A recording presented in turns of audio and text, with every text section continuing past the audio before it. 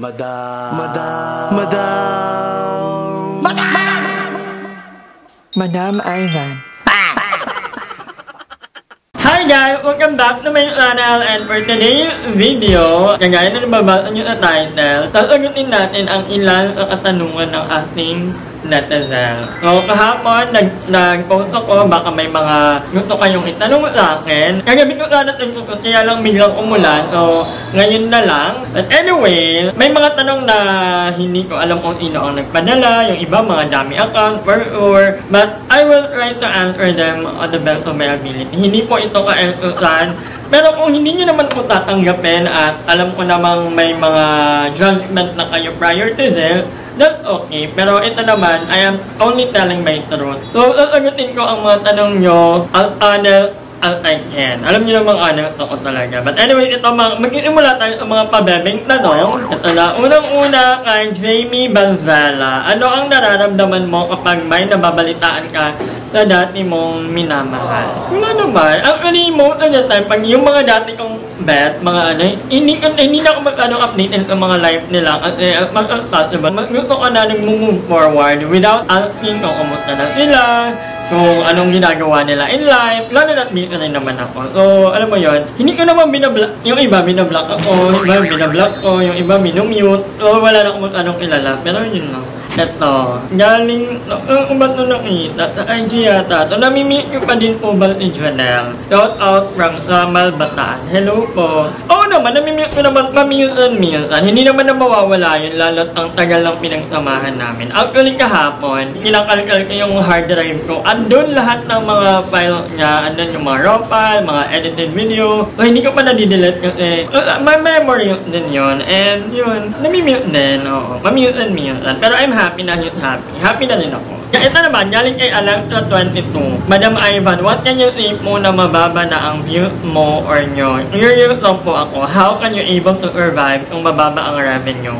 Working from United Kingdom. Ako, ito, I can only answer based on my experience. Oo, totoo po, mababa na ang views namin. Pero, bilang ako naman ay galing sa hirap, so, sanay po tayong mag-adjust. Nag-a-adjust ako base sa kung gaano kalaki ang kinikita ko sa isang buwan. And, thankfully, kumikita pa naman ako ng sapat para makapagbayad ng bahay, makapagpadala sa amin, sa mga kapatid ko, makapag-settle ng mga bill, makakain ng gusto ko. So, kaya pa naman, oo. Kahit mababa ang view, you just have to live within your means. So, pag maikli ang umot, mamaluktot, pag sobra naman ang biyaya ng Diyos, why not, diba? So, malunong po ako mag-adjust, galing naman po ako sa hirap. Hindi naman po ako maluho, hindi rin naman ako inoobligan nila mama na magpadala ng gato, ganyan, basta nakakatulong ako sa mga kapatid ko, okay na sila. Ito naman, para sila halos ng tanong, galing kay Alim Marez at kay Lime Guyakot. Gaano na kayaman ang isang Madam Ivan? So, hindi po ako mayaman. Sabi ko nga, nakaka-survive sa araw-araw, buwan-buwan. So, nag-survive naman natin ang ating mga pangangailangan. Hindi ko naman natin pangarap yumaman. Basta makakain lang 3 beses isang araw, makapagbayad ng kuryente, bahay, makagala, kahit papaano. So, yung yaman, hindi pa. Wala pa ako ganong level. So, ito naman, kailan ka uuwi ng Leyte, madam? Shout out from Tacloban. Hi po! Hello sa lahat ng mga taga-Tacloban. So, ayan, malapit na po akong umuwi, magbabakasyon ako. So, pwede natin gawing title yon, iiwan ko na ang mga bayan. 23 ang flight ko going Leyte kasi magpapiyesta sa amin. So, magkita-kita tayo sa Leyte. Ito naman, galing kay Tel Duran. Hi, Tel! Lagi yung nagko-comment sa mga vlog natin. So, ito, sabi niya, Madam, bakit ikaw na naman ang inisisip sa pagkawala ng BNT House? Hindi ka naman kasama nung naghahanap sila, di ba? Ano ang masasabi mo? Well, actually, meron pa pong BNT House na doon pa yung mga gamit nila. Although, walang nakatira ngayon kasi yun nga, iwalay sila. Pero, labas po ako sa usapin ng BNT House. So, hindi ko alam kung bakit kasama ko sa kasi hindi naman po talaga ako involved sa BNT House and labas po ako doon sa BNT na lang po yun. Hindi ko po alam kung ano ang magiging usap nila regarding that. Pero yun po ang masasabi ko, meron pa pong BNT House out of the moment. Galing naman kay EDV 5682. Wala po bang sariling decision ang mga bayot? Kasi ikaw daw po ang dahilan kung bakit watak-watak sila sa vlog. Dami pang na mainto, madam. if kontrolado mo ang mga bayot. Oo nga, like yun sabi na huwag nating isipin na walang sariling decision ang mga bayot dahil malalaki na po sila. As a matter of fact, si Ayit 27, 28, si Limuel 23, so matatanda na po sila. Alam na po nilang mag-decide para sa sarili nila and I cannot do it for themselves. Hindi ako nag-decide for them. Hindi po ako yung mag-didikta na, oy, ganito, ganyan. Wala po ako doon. Malalaki na sila, kaya na nila ang sarili nila. Ito, pareho sila ng comment. Si Diana Kim at si Zenemage, ang hirap ng pangalan niya. Tinatanong nila kung naiisip ko daw bang magkaanak in the future. Honestly, I can only speak out of the moment. So ngayon, hindi ko talaga naiisip na magkaroon ng anak or in the future kasi, I don't know, para sa akin, hindi ako suitable naman yung parent. At the same time, iniisip ko, ang hirap ng buhay, ang hirap magluwal ng anak dito sa mundo tapos hindi mo naman nagagampanan yung responsibility mo. Kasi ako, I don't think na I'm for that. Sa dami ng mga pamangkin ko, yung mga kapatid ko, sila na lang ang mag-anak. Makukontinue pa naman yung family line namin with them. Pero ako, parang okay na ako na mag-isa. I'm sure naman, hindi naman ako papabayaan ng mga kapatid ko. At kung tumanda man ako, I'll make sure na may ipon ako kahit papano. Para hindi naman ako maging pabigat sa mga kapatid or mga pamangkin ko. I'll make sure of that. Pero hindi ko nakikita yung sarili ko na magkakaroon ng anak. Kasi gusto ko mag-travel. Gusto ko libutin ang Pilipinas. Actually, kahit Pilipinas yan, ang daming magagandang lugar sa Pilipinas na gusto kong mapuntahan. And kung magkakaroon ako ng anak, mahati yung attention ko. So I don't know, it's not for me. Siguro, parenting is not for me. Sa inyo na lang po yun kung may mga gusto. Pero ako, I would like to stay single and alone. Correct. Hindi naman malungkot ang maging alone paminsan-minsan. For as long as you have friends. Actually, may mga friends din ako na ayaw nilang mag-anak. Parang sabi namin, magtumanda na tayo. Tapos sabi niya, sama-sama na lang tayo. So, alam mo yun, hindi ako mag-aanak tayo. Sabi ni Ren Ming Lin, may balak ka na namang ba iwanan apartment mo? Kasi ganyan na ganyan ka pag always gala. Ending, lipat apartment na naman. Hindi po ako medyo true naman to, medyo true. Dati din, napansin ko, kapag gala ko ng gala, ang ending, naglilipat ako. Pero right now, I would say na very happy po ako sa apartment na to. Ang gaan ng vibe ko dito.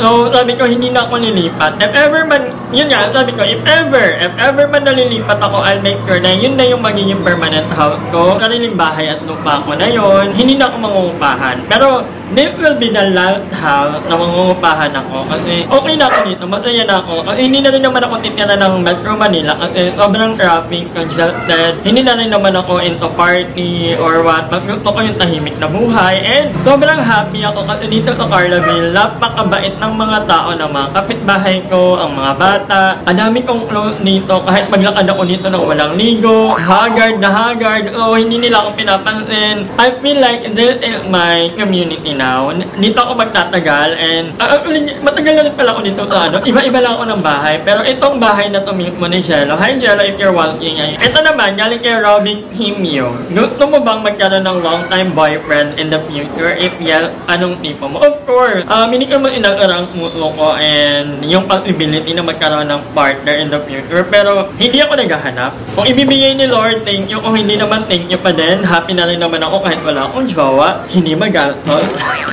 In-enjoy ko lang. I'm enjoying the moment. I'm enjoying the fact na I'm very much single. Ito naman, galing kay Queen Network. Tanong ko lang naman, bakit kayo napunta ang inang tila pagkakawatak-watak ng BN?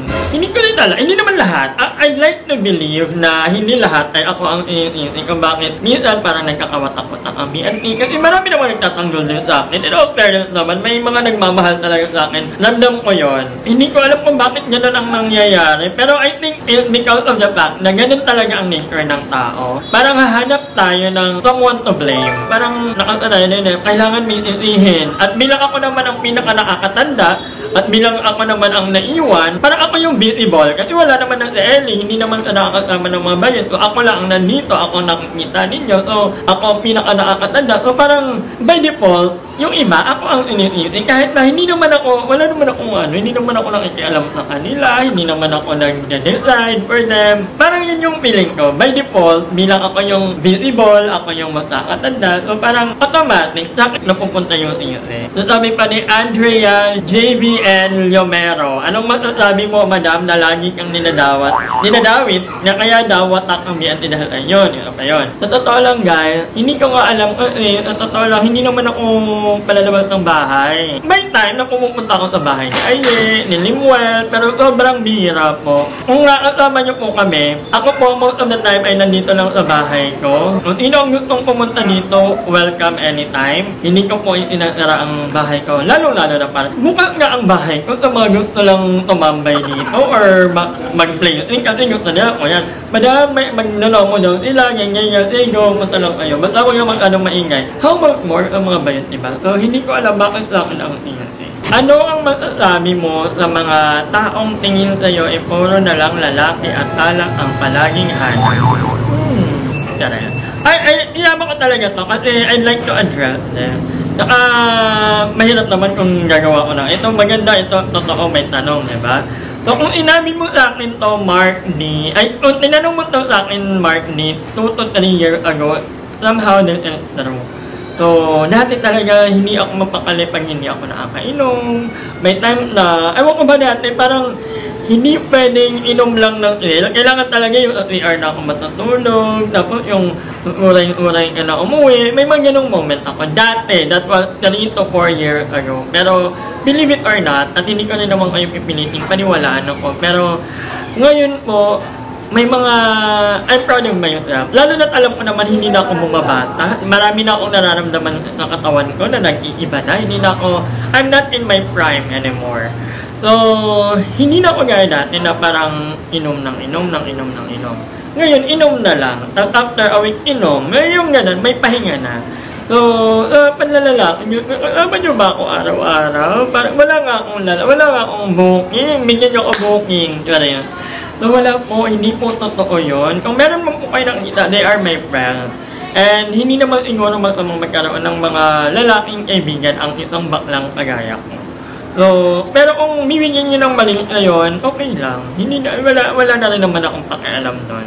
Kasi hindi ko na mababago ang isip nyo, hindi ko na mababago ang tingin nyo sa akin kung hindi nyo talaga ako gusto. So, parang okay, just go with it. Pero ito ayun lang ang sagot ko. Sa inom-inom, hindi na ako may mga friends ako na mayaya, hindi naman, may mga kaya na, alam mo yun, pag tinatamad akong umalis, tutunduin pa ako dito, or ipapatundo ako, kahit na, matutulog na lang ako, para lang makasama ako. Pero sabi ko, hindi na ako gaya dati. May time na may iba na mga pinagbibigyan ako kahit sobrang layo, sa Makati, gaya ng Sankar.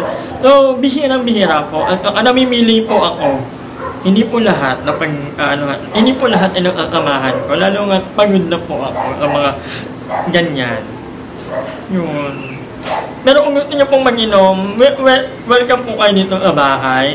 Ako pa ang kung tinanong mo to sa akin, Mark ni, 2 to 3 years ago, somehow this is true. Dati talaga hindi ako mapakali pag hindi ako nakakainom.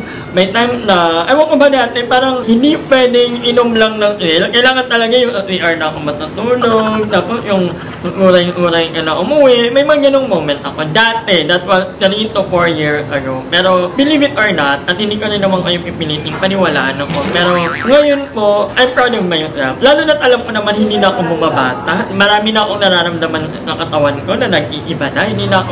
I'm not in my prime anymore. Hindi na ako gaya dati na parang inom. Ngayon, inom na lang. Tapos after a week, inom. Ngayon ganun, may pahinga na. So, panlalalaki, ba't nyo ba ako araw-araw? Wala nga akong booking. Bigyan nyo ako booking. So, wala po, hindi po totoo yun. Kung meron mo po kayo nakikita, they are my friends. Hindi naman siguro magkaroon ng mga lalaking kaibigan ang isang baklang kagaya ko. Pero kung bibigyan nyo ng maling ngayon, okay lang. Wala na rin naman akong pakialam doon. Kasi hindi ko na mababago ang isip nyo, hindi ko na mababago ang tingin nyo sa akin kung hindi niya talaga ako gusto. So, parang, okay, just go with it. Ayun lang ang sagot ko. Sa inom-inom, hindi na ako actually, may mga friends ako na may mga kaya na pag tinatamad akong umalis, tutunduin pa ako dito or ipapatundo ako kahit na tutulog na lang ako para lang makasama ako. Pero sabi ko, hindi na ako gaya dati. Well, may iba na mga pinagbibigyan ako kahit sobrang layo, sa Makati, gaya ng Sankar, Sankar. Bihirang-bihira po. At namimili po ako. Hindi po lahat ay nakasamahan ko. Lalo nga pagod na po ako sa mga ganyan. Pero kung gusto niyo pong mag-inom, welcome po kayo dito sa bahay. Ako pa ang iika, ako pa ang mag-entertain sa inyo, ako ang mag-serve. Parang beer house na pa na putong bahay ko minsan. Anyway, bilang ito naman, sabi ni Otto Molabo, bilang ita ka sa mga madam, ba't hindi ikaw mismo yung manguna o mamuno sa BNT para magkaroon sila ng content na magkakasama sila? Actually, hindi lang nasabi sa vlog, pero pag magkakasama ka, actually, the last time na sinabi ko to, nasa Pampanga kami. Sabi ko, ay pagbalik natin yun nyo, kung ano, kasi medyo matagal na rin talaga na hindi nakakapag-vlog. Sabi ko, pwede naman kayo mag-content sa bahay ko. Malawak naman itong bakuran ko, may swimming pool ako na inflatable. I mean, ino-offer ko ang bahay ko para magsama-sama silang lahat, para makapag-content. Sabi ko, sa bahay na kayo mag-content, kahit ano lang, kahit kumain lang sila, or yung alam mo yun, usual bonding ng magkakaibigan. Kaya lang, it just so happen talaga na may mga kanya-kanyang gawa or lakad ang mga bayot na to. O hindi ko sila pwedeng i-impose. I can only suggest. Pero at the end of the day, yun is not on me. Lalo na may mga kanya-kanyang lakad ang mga bakla. So, itayin na lang po natin. Pero yung sabihin na hindi ako nangiining again, mag-suggest lang po ako, mag-offer ako ng bahay ko. Pero at the end of the day, nasa kanila po yun. Medyo paano yung mga tanong natin, yung ulang lang pansin. Ito naman, bakit po lagi na lang sila Aye, Andrew, and Limuel ang lagi nyong inasama? Dahil ba sila ang mga sikat, pangdagdag views and subscribers? Never naisip na isama even Bebang sa Thailand. Nadagdag ko lang, no? Aye, Andrew, Limuel, at ni Joven. Si Joven dito sa bahay ko natutulog. Mag-1 month na yata.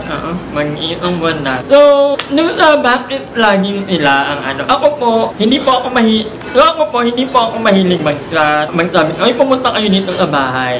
Sila po ay kusang pumupunta dito sa bahay. So, hindi ka naman po pwedeng, lalo na si Bebang may anak. Si Jericho, nasa Paranaque ka. Si Balong, nasa Naik. Jessica, busy. So, kung sino po ang pumupunta dito sa bahay ko, sila yung mga nakakasama ko. Hindi ka naman po pwedeng pilitin na pumunta sila dito. At never din po akong namilit na pumuntahan nila ako or bisitahin nila ako. Kusa po silang pumupunta. Si Limuel, malapit sa akin. Si Aye, malapit ang bahay sa akin. Walking dito lang. Si Joven, nandito siya sa bahay ngayon. Si Andrew, may motor, pumupunta-punta dito. Ito, binalikan ko kagabi talaga. Binalikan ko kagabi yung memories namin.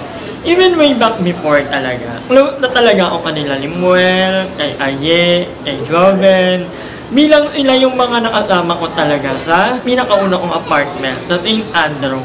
Ang dami naming memories together, ang dami naming pinagsamahan. Hindi ko sinasabi na hindi ako close kanila just that we go back way back before. Dahil ba sila ang mga sikat pangdaga, parang hindi naman doon tumatakbo yung friendship namin. In all fairness, talagang sobrang close ako sa mga nasabi nyo po, and hindi ko sinasabi na may favoritism.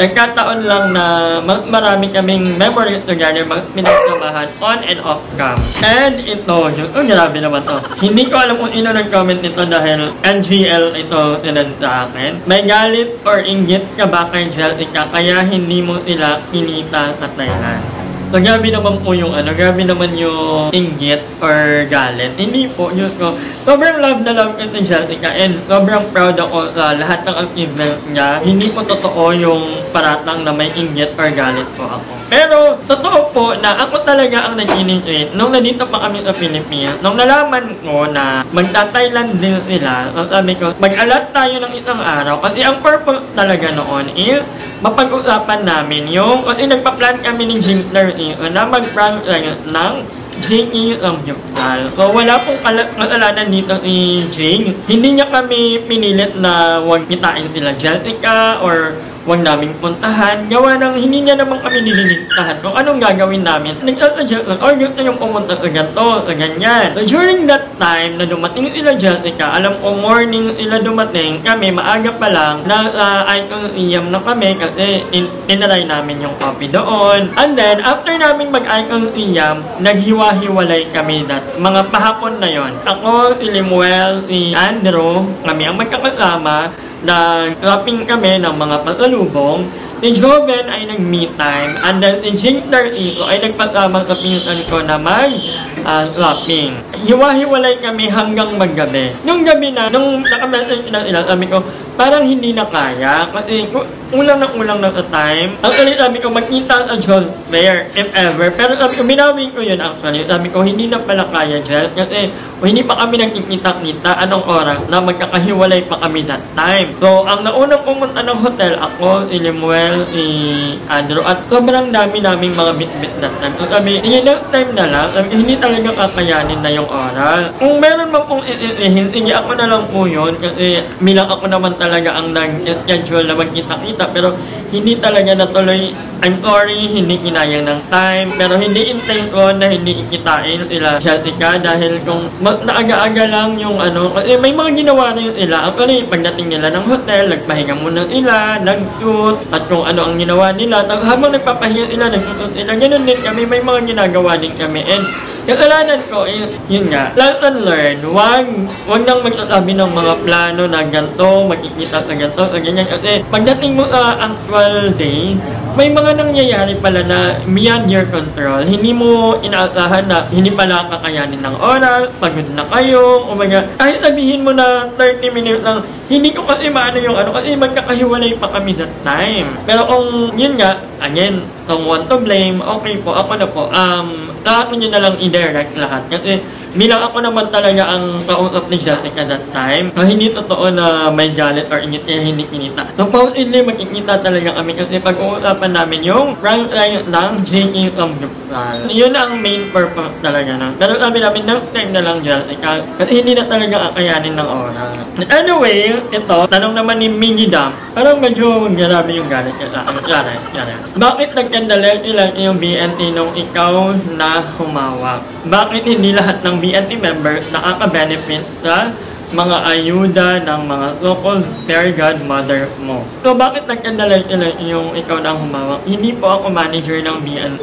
So, wala po akong say sa kung ano mang content or plan na meron sila. So, kumbaga ako tumatayo lang akong kaibigan nila. Hindi po ako nagmamanage. Wala po akong direct involvement sa kanilang content creation or kanilang planning. Wala po. Kumbaga ako, nasa gilid lang po ako bilang isang kaibigan.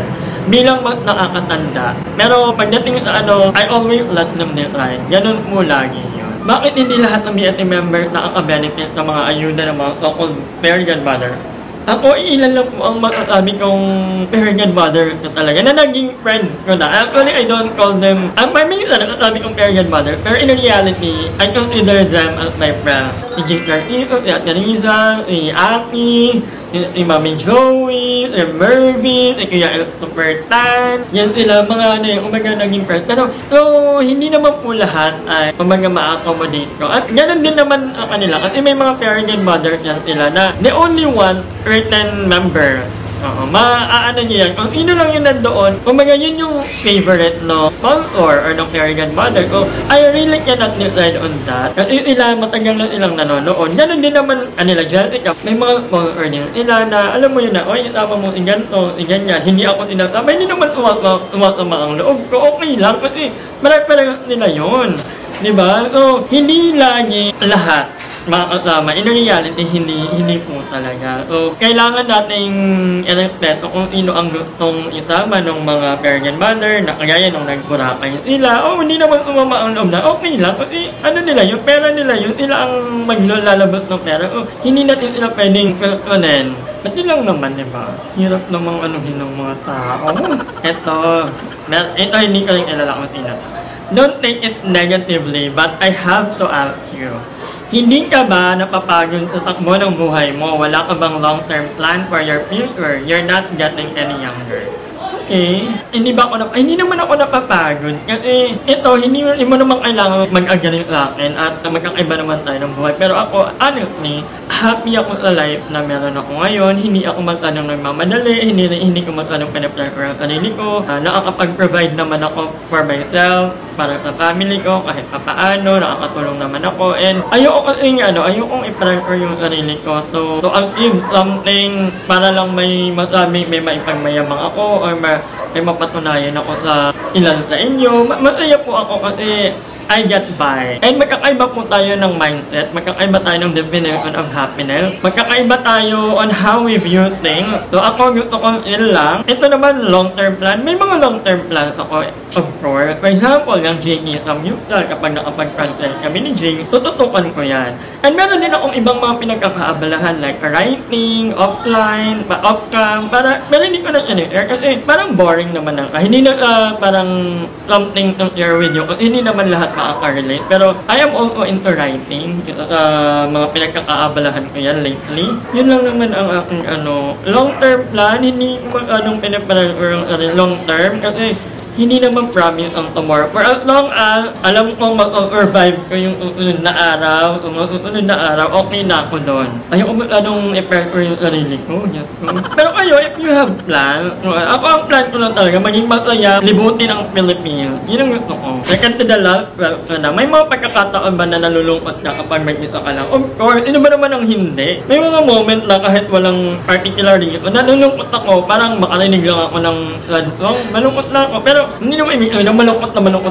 Para alam mo yun, may down moment lang tayo. Normal yun sa lahat ng tao. I think we all can agree on that.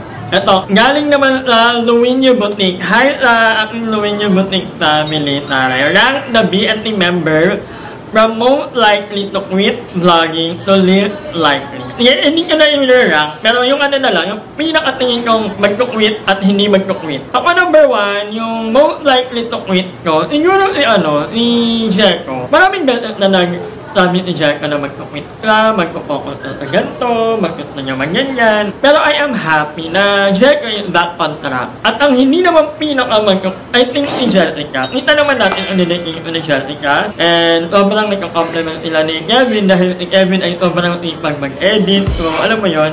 So I think most likely not to quit Jericho. At anyway, guys, maraming salamat. I hope na nasagot ko ang mga katanungan ninyo. Kung hindi pa rin kayo convinced sa aking mga sagot, hindi ko na po alam kung paano. So, okay lang. I respect your opinion and hindi ko lahat, di ba, we cannot please everybody. Kahit anong daldal ko dito, kung ayaw nyo sa akin, ayaw nyo talaga sa akin. And that's okay. Magka-comment at magka-comment. For as long as hindi naman sobrang yung comment, mag-comment lang kayo, hindi ko kayo iba-block. Pero yung iba binablock ko po kasi nagtitrigger ka sa hindi dahil totoo na kaya ko binablock. Pero ayoko lang ng mga triggering Pero kung yung mga hindi naman sobrang below the belt, yung kaya pa namang i-observe ng ibang mga nagbabasa, go lang. Pero kung mga sobrang okay na, sobrang hard, yan, doon ako nag-filter. Pero yung mga bardagul-bardagulan lang, hala, go ahead. Kung saan po kayong masaya. Basta ako po, sobrang happy ako kasi somehow, yun naman ang life ko. Yun nga, nakaka-survive. Hindi ko masabi, what makes me really happy. Basta ang alam ko lang, payapa ang puso ko ngayon. I'm happy and contented. So, sana kayo din po. Sana happy kayo. Sana mabuting kalagayan kayo. And thank you ulit kay Joven kasi tinulungan niya ako mag-set up. Kay Jollibee na nag-makeup sa akin para medyo friends naman tayo kasi lagi na tayong haggard sa video. Sobrang na-meet ko ng mga bayot. Congratulations kanila Jessica dahil US na sila ngayon. Tapos sila ay pauwi na galing ng Bicol. O alam mo yun. At ako naman ay paalis na ng Leyte. So, thank you so much sa mga nag-ask ng 12. Maraming salamat. And magkita-kita tayo sa susunod kong vlog. Hi! Maraming salamat sa panonood ng video na ito. At kung natuwa ka, please don't forget to like and share this video. Mag-subscribe na rin kayo para bongga na. Yun na.